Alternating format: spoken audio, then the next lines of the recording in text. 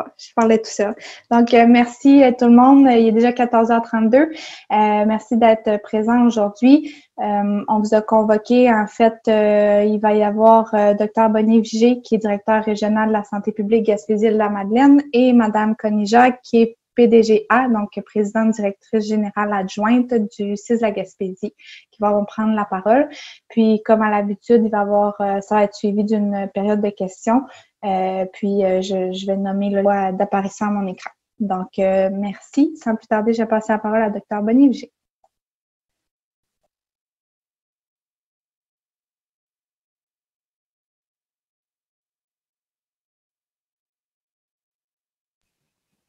Voilà, je m'excuse.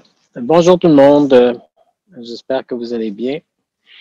Vous avez vu la situation épidémiologique, ça va très bien du côté de la Haute-Gaspésie, du côté des îles, du côté d'Avignon, un petit peu de soubresaut dans Bonaventure, mais rien d'inquiétant, du côté de Rocher-Percé aussi. Mais dans la côte de Gaspé, bien, on a plusieurs cas là, depuis plusieurs jours. En fait, on a dépassé la centaine de cas dans toute la semaine là, dans la côte de Gaspé.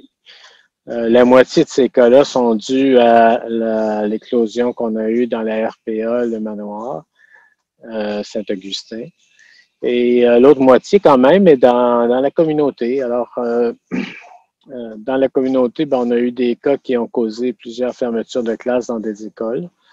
On a eu des cas qui sont dus dans des commerces. On a quelques cas de quelques familles qui ont des séquelles de rencontres pendant la chasse encore. Mais on commence à trouver un peu préoccupant cette transmission communautaire dans la côte de Gaspé. Alors, on va faire un appel particulier, si vous voulez bien, ensemble, là, à tout le monde, à respecter les règles de base, là, parce que c'est toujours fragile une situation quand on voit qu'il y a beaucoup de transmission communautaire. Alors, je pense que tout le monde devrait se rappeler là, que c'est sûr qu'il y a des rhumes là, de ce temps-ci, mais jusqu'à preuve du contraire, tout symptôme qui ressemble à un rhume ou à une grippe, vous devez considérer que c'est de la COVID et puis rester chez vous, vous faire tester et puis attendre que ça passe parce que malheureusement, c'est souvent de la COVID et puis si on confond puis on se promène avec des symptômes en se disant que c'est pas grave, c'est juste un rhume puis que c'est de la COVID, bien, on infecte énormément d'autres personnes. Et ça va finir par infecter des gens qui sont plus vulnérables, qui vont faire des complications, puis qui vont en être vraiment malades et puis qui risquent aussi d'en mourir. Donc, soyons prudents, on respecte cette règle-là à la lettre. On se lave les mains souvent, bien sûr, puis surtout, on garde notre distance de 2 mètres de toute personne qui ne vit pas à la même adresse que nous. Alors, ça doit être notre papa, notre maman, notre cousin, notre tante. C'est de la famille, mais si c'est pas à la même adresse, il faut garder 2 mètres. C'est plate, c'est malheureux, mais c'est ce que le virus nous impose. Alors, je le répète encore, il faut vraiment garder notre distance de 2 mètres de toute personne qui ne vit pas à la même adresse que nous. Et puis, porter le masque en public. Alors, c'est la situation dans laquelle on se trouve actuellement dans la côte de Gaspé. Je m'attends à ce que ça fasse comme dans Bonaventure, que ça fasse comme dans Avignon, parce que je pense qu'on est tous capables ensemble de arrêter ce virus-là en respectant ces règles. Pour les personnes qui ont fréquenté le manoir depuis le 27 octobre, étant donné que dans le manoir, on a quand même beaucoup de personnes qui, soit à cause du stress ou à cause de conditions antérieures, sont pas capables de répondre vraiment à nos enquêtes. Ils se rappellent plus qui les a visités, quand, etc. Alors, comme on en a pas mal qui sont dans cette situation-là, ben, on n'arrive pas à rejoindre tous les contacts. Donc, on fait un appel général dans la population pour toutes les personnes qui ont visité le manoir depuis le 27 octobre. Si vous avez moindrement des symptômes, soyez encore plus attentifs que ce qu'il faut qu'on voudrait que toute la population le soit, mais au moindre symptôme, étant donné que vous avez visité le manoir, allez vous faire tester, s'il vous plaît, rapidement. Vous appelez, vous allez avoir un rendez-vous et puis vous allez pouvoir être testé rapidement. Si c'est rien d'autre qu'un rhume, bien, vous resterez à la maison en attendant que ça passe, puis ça va passer vite. Si c'est la COVID, bien, on va tout vous expliquer comment faire. Ce qui est important, c'est que vous ne le passez pas à quelqu'un d'autre. Alors, voilà, c'est un petit peu l'introduction que je voulais faire. Merci beaucoup. Alors, je passerai la parole à Madame Jacques. Bonjour tout le monde. Comme Dr. Boniviger a dit, nous sommes en effet très préoccupés par la situation à Manoir Saint-Augustin. Depuis le tout premier cas, nous travaillons en collaboration avec l'équipe de direction de l'ARPA. Le comité d'éclosion a été mis sur pied pour permettre à tous les acteurs impliqués de se coordonner. Et cela implique bien entendu l'équipe de direction, la santé publique, l'équipe PCI et les directeurs du CIS. Nous soutenons les gestionnaires de Manoir Saint-Augustin sur plusieurs endroits. Tout d'abord, on a un objectif commun de protéger les employés et les résidents et un point de vue et une spécialisation de notre part au niveau de prévention et contrôle des infections.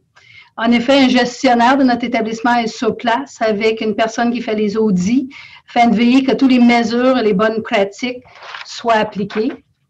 Nous travaillons en fin de compte ensemble pour trouver les ressources humaines dans Gérard de différentes façons pour l'hygiène, la salubrité et aussi l'équipe de soins. La situation est suivie de très près et ce quotidiennement par le comité de gestion. De notre côté, notre objectif demeure d'assurer que le personnel pour poursuivre les soins de base et aussi assurer que les mesures de PCI sont bien appliquées. Merci. Merci beaucoup. On va pouvoir passer à la période de questions. Comme d'habitude, c'est 2 questions par journaliste, puis après, on pourra revenir là, faire un tour de table avec le temps qui restera. Donc, à mon écran, je vois Jean-Philippe Thibault. Il faudrait juste ouvrir le micro. Donc, on pourra revenir. Nelson Sergerie. Oui, bonjour, docteur Boniviger. Vous disiez tantôt que bon, la moitié des cas sont liés à l'éclosion au manoir Saint-Augustin. L'autre moitié dans la communauté, on a beaucoup parlé d'écoles au départ, des camps de chasse, mais est-ce qu'on est en train de l'échapper dans la communauté au moment où on se parle? Oh, il faudrait ouvrir votre micro, docteur Boniviger. Excusez-moi. Non, on n'est pas en train de l'échapper, mais c'est sérieux, puis il faut le prendre au sérieux. Donc, c'est pour ça qu'on fait un appel un peu à la population de resserrer les règles, d'être encore plus vigilant, puis vraiment faire tout ce qu'il faut pour que justement on ne l'échappe pas. Okay.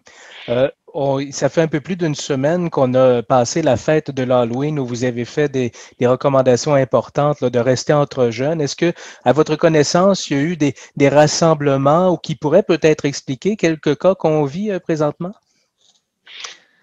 Je n'ai pas été mis au courant qu'il y avait eu des rassemblements dans notre région.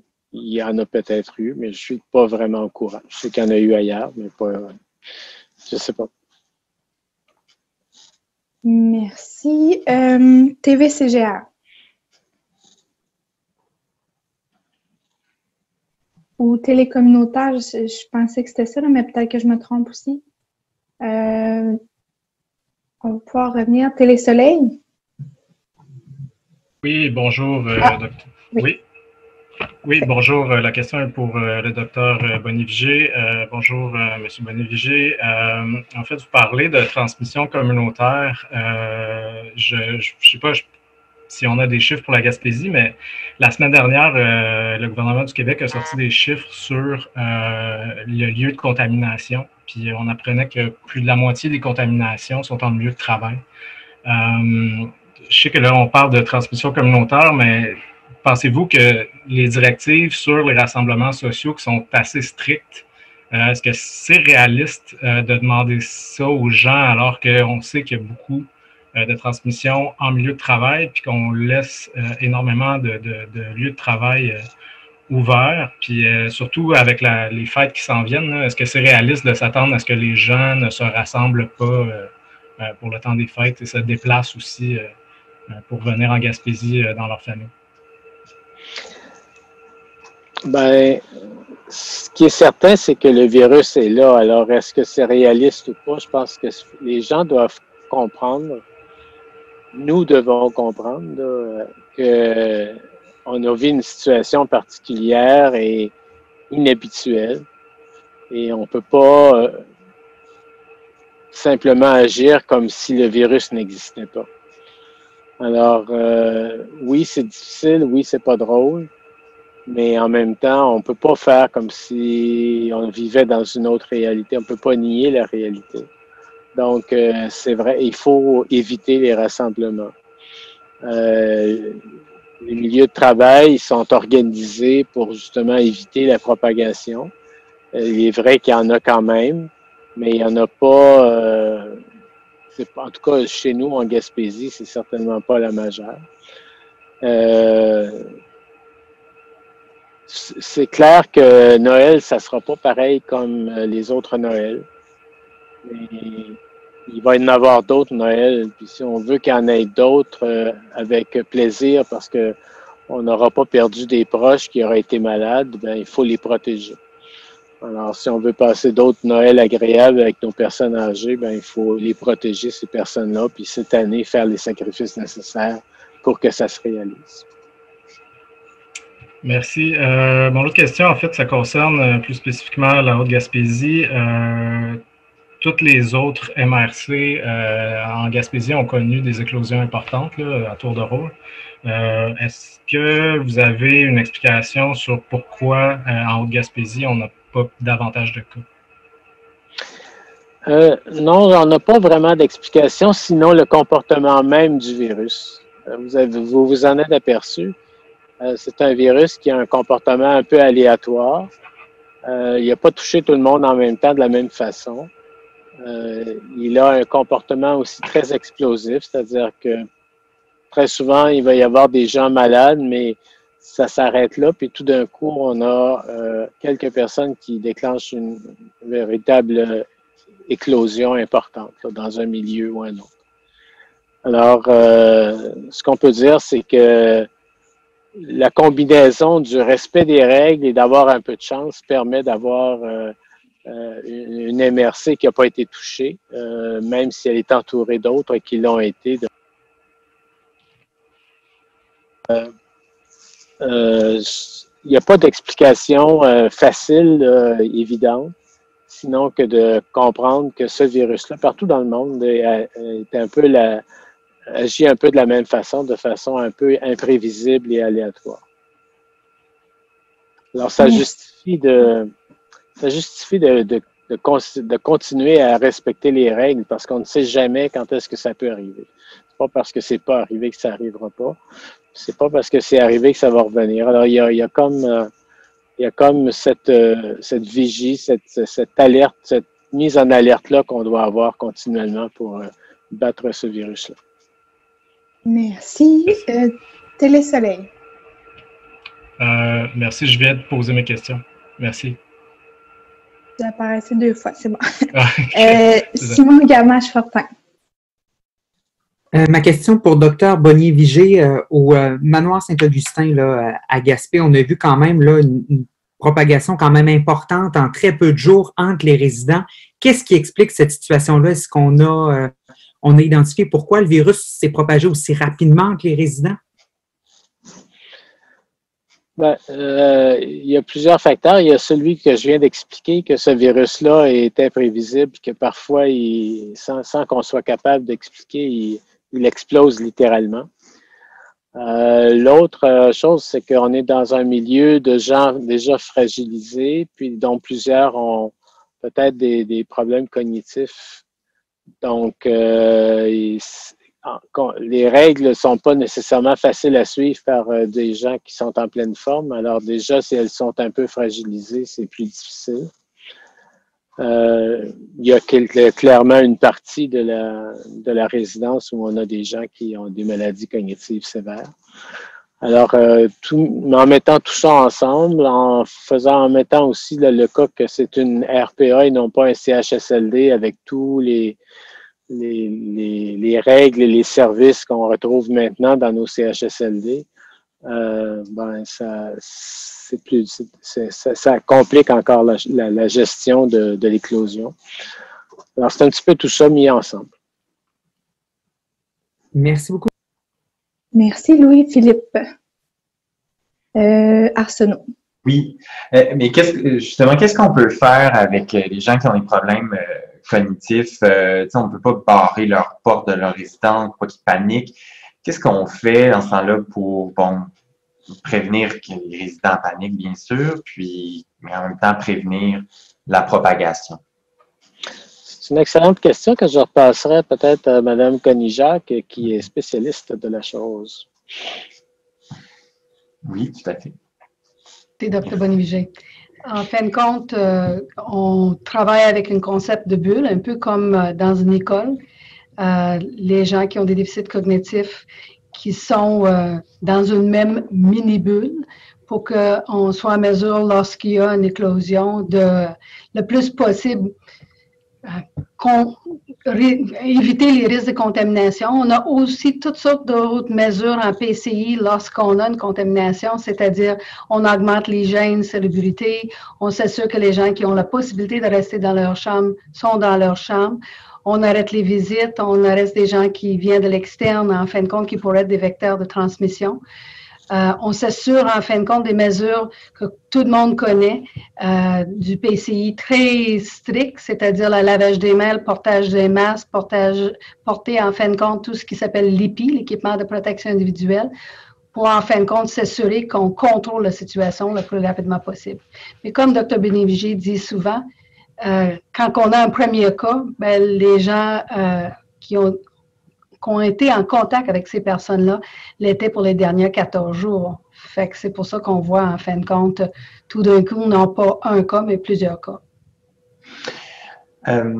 J'ai une deuxième question. Je pense que ça va être pour vous, Mme Jacques. Il y a la résidence, j'ai parlé avec la communication de la résidence, en fait, du groupe sélection, qui me disait que c'est ça, il y a des gens qui étaient venus en aide, là, vous en avez parlé un peu tout à l'heure, mais est-ce qu'il y a des préposés comme tels aussi qui sont là du C3S pour aider? Il y en a combien environ? Puis vous êtes allés les chercher où, ces gens-là? J'ai pas un nombre exact à l'heure actuelle, mais au moins 3-4 PAB. Je dirais d'autres membres de notre personnel comme ARCGO, parce qu'on vise, en fin de compte, prévenir le déconditionnement, assurer que les gens ont un programme d'exercice, etc. On a eu d'autres professionnels qui ont venu en aide, comme travailleurs sociaux. Fait que oui, il y a des gens de notre personnel. On a aussi travaillé avec la résidence pour aller chercher des gens de d'autres milieux. La plupart des gens de la CIS La Gaspésie viennent de nos équipes, soit en soutien à domicile. Vous savez probablement qu'on soutient déjà des gens qui vivent dans cette résidence-là lorsqu'on n'est pas en éclosion. Fait que les gens de soutien à domicile, mais je dirais dans l'ensemble de nos équipes, que ce soit les équipes en prévention en contrôle des infections, que ce soit dans les équipes de gestionnaires du centre hospitalier, on était chercher l'expertise et les gens qu'on pouvait pour aller sur les lieux. Merci. Igor. Oui, bonjour. Est-ce que vous m'entendez? Oui. Merveilleux. Dans l'ensemble, Dr. Bonivigé, quelle note est-ce que vous donneriez à la population par rapport au suivi des règles? Bulletin à la population. Ben, écoute, moi, j'ai l'impression que la population mérite un bon 8-9 sur 10. Parce que on a eu des éclosions, bien sûr, mais on a pu revenir en arrière puis revenir à un état où on était quand même assez confortable. Qu'on regarde Avignon, qu'on regarde Bonaventure, qu'on regarde partout. Puis je pense que ce qui s'est passé, ce qui se passe à la côte de Gaspé, bon, on a un virus qui a l'air à vouloir être un peu plus agressif et contagieux, mais je pense que tout le monde en est bien conscient. Et je suis certain que les gens respectent les règles et que ça va revenir comme Avignon est revenu, comme Bonaventure est revenu. Deuxième question pour Madame Jacques. Au niveau des règles dans les résidences, est-ce qu'on a resserré les règles d'hygiène ou de salubrité qu'on pense par exemple au personnel qui revient de vacances ou autrement, est-ce qu'il est testé ou pas? En fin de compte, lorsqu'on est en éclosion, puis au Manoir Saint-Augustin, on est clairement en éclosion, on fait le dépistage de l'ensemble des résidents et tout le personnel aux 4 jours. Oui, en effet, on a resserré les mesures de prévention, mais aussi toutes les mesures d'hygiène, toutes les visites, comme j'expliquais tantôt.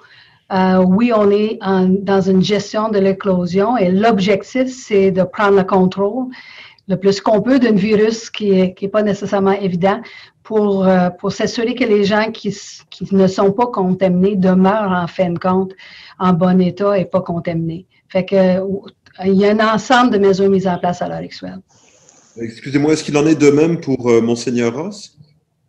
Monseigneur Ross n'est pas en éclosion à l'heure actuelle. En fin de compte, on a des règles lorsqu'un édifice ou lorsqu'un établissement est en éclosion et des règles pour des édifices qui ne le sont pas. Donc, dépendamment de la situation de chacun de nos établissements, on a une procédure, une façon de suivre qui est différente. Très bien. Merci beaucoup à vous deux. Merci. J'ai Richard de Radio-Gaspésie. Donc, ceux qui sont par téléphone, habituellement, c'est étoile 6. Donc, on va essayer pour Richard. Sinon, Bruno, le lièvre.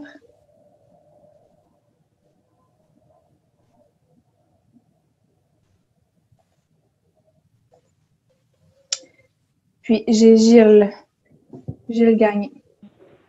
Ah, Bruno, je pense. Oui. Oui. Voilà. Parfait. Ça marche là? Oui, parfait. OK. Oui. Docteur Bonnier-Vigé, qu'est-ce qui vous inquiète le plus, l'éclosion au manoir ou ce qui se passe présentement dans la communauté? Ce qui est le plus préoccupant, c'est vraiment ce qui se passe dans la communauté. L'éclosion au manoir, comme c'est dans une installation, toutes les mesures sont en place.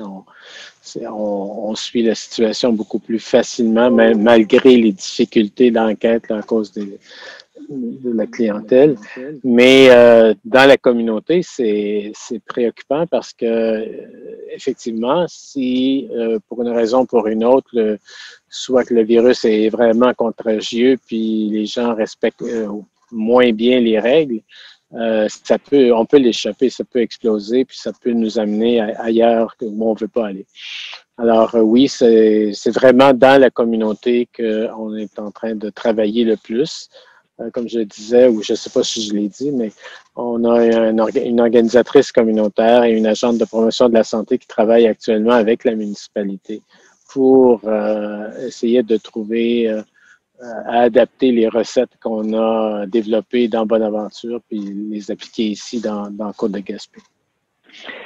Ce sera ma dernière question, vous avez fait référence à la chasse et lorsqu'on regarde des résultats que l'on observe à cette période-ci, on peut difficilement dire qu'il n'y a pas là une cause à effet.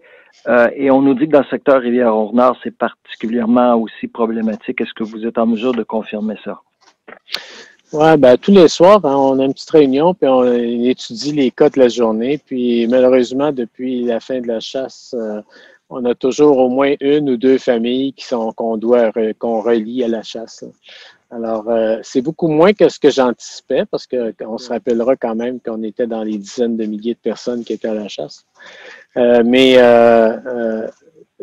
encore hier, on avait, pas juste dans la côte de Gaspé, mais dans les autres MRC là, qui ont eu des cas, on avait toujours une famille ou deux qui étaient des contacts de chasse, des fois des gens qui ne sont plus à la chasse depuis un bout de temps, mais qui ont transmis à des amis, puis qui ont retransmis eux-mêmes dans la famille ensuite. Alors, on traîne encore ça. Merci. Gilles Gagné. Oui, est-ce que vous m'entendez? Oui. Le code de couleur, Dr. Bonnier-Vigé, est-ce qu'il est susceptible de changer dans le Côte de Gaspé en raison de l'importance de la contamination communautaire? Pas encore, en tout cas. Certainement pas, parce que on se rappellera là, que quand on a changé le code de couleur dans Maria, Carleton et Nouvelle, on suivait à peu près 250 cas par jour là, de cas actifs. Alors, on était un peu en bas de 100 ici, là, dans la côte de Gaspé. Donc, on n'est pas rendu là du tout. L'autre chose, c'est qu'on a vraiment, comme je le disais, la moitié de nos cas qui sont dans une installation, donc on contrôle assez bien, c'est qu'il en reste l'autre moitié. Même si elle est préoccupante et qu'on s'en occupe, on est loin de changer de palier de couleur. Là. Très bien, ça va pour moi. Parfait. Donc, est-ce que, dans le fond, on aurait le temps pour 2-3 autres questions? Est-ce qu'il y avait d'autres questions? Oui, je vois Nelson. Juste ouvrir le micro. Bon, voilà. À votre connaissance, Dr. Bonnier-Vigier, est-ce qu'il y a parmi les 1100 cas qu'on décompte là, en Gaspésie, est-ce qu'il y en a qui ont été infectés 2 fois? Non, pas de notre connaissance, pas dans la Gaspésie. C'est très rare, hein? Alors, c'est très rare dans le monde. Là. Je pense qu'on a 5-6 cas qui ont été rapportés dans la littérature. OK, merci. Merci. D'autres questions? Oui, moi, oui. Louis-Philippe Arsenault. Donc, peut-être une question, je pense, pour Bonnier-Vigier, monsieur le Dr. Bonnier-Vigier. Est-ce qu'on sait la proportion de cas positifs dans la partie des ressources intermédiaires versus l'autre partie du centre Monseigneur, du manoir Saint-Augustin, pardon? Excellente question. J'ai pas regardé ça. OK. D'accord, merci. Une autre question? Bon, ça semble faire le tour. En fait, n'hésitez pas, comme à l'habitude, de m'interpeller si jamais il y a des questions qui vous viennent. Puis, sinon, ben merci à tous pour votre participation.